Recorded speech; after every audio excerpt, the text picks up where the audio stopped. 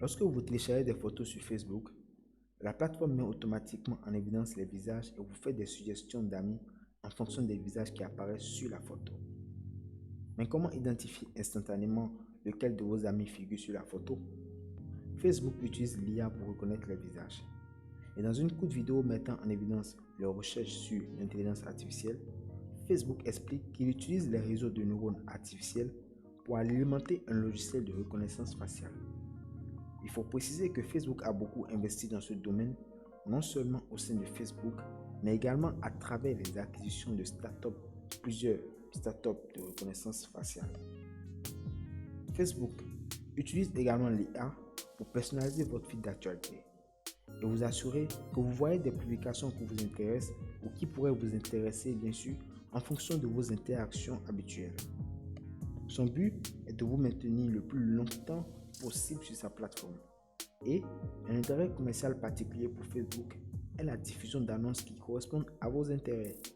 Des publicités mieux ciblées signifient que vous êtes plus susceptible de cliquer dessus et d'acheter quelque chose aux annonceurs. Et lorsque vous le faites, Facebook est payé. La même chose se passe avec WhatsApp.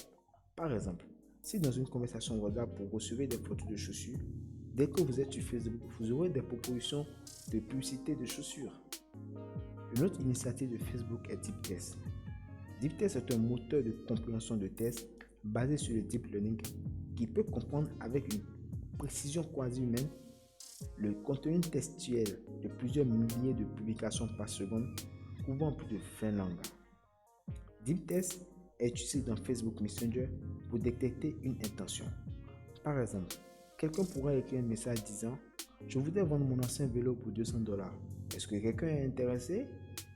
DeepTest serait en mesure de détecter que la publication concerne la vente de quelque chose. Donc, DeepTest va extraire des informations significatives telles que l'objet vendu et son prix et inciter le vendeur à utiliser les outils existants qui facilitent ces transactions via Facebook. DeepTest est également utilisé pour automatiser la suppression du spam en aidant les personnalités publiques populaires à trier les millions de commentaires sur leurs publications pour voir les plus pertinents. En 2017, Facebook a également lancé une fonction de détection proactive qui analyse les publications pour détecter des modèles pouvant indiquer sur un utilisateur un visage de s'auto-mutiler. Lorsqu'elle détecte des schémas de pensée suicidaires, le programme basé sur l'IA envoie des ressources de santé mentale à la personne et parfois aussi à ses amis. Facebook soutient ce programme d'IA avec des ressources humaines telles que des modérateurs formés, des partenariats avec des organisations locales de santé mentale et des premiers intervenants locaux, le cas échéant. Parlons à présent de Pinterest. Pinterest savait qu'il y avait un grand potentiel pour mélanger sa plateforme en ligne axée sur l'inspiration, pleine d'idées alléchantes de bricolage, d'artisanat, de beauté et de recettes, avec le monde en ligne pour aider ses utilisateurs à concrétiser leurs idées.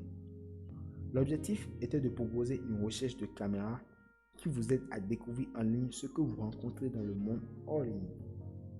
Ainsi, ils ont lancé l'outil Lens. L'outil Lens de Pinterest utilise l'IA pour identifier les objets dans les images. Par exemple, prenez-nous en photo une chaussure à l'aide de l'outil Lens de Pinterest et sa fonction basée sur l'IA vous aidera à trouver des chaussures similaires. Depuis son lancement, cet outil n'a cessé d'évoluer. Vous pouvez rechercher des recettes, des vêtements et d'innombrables objets pour votre maison avec une précision croissante.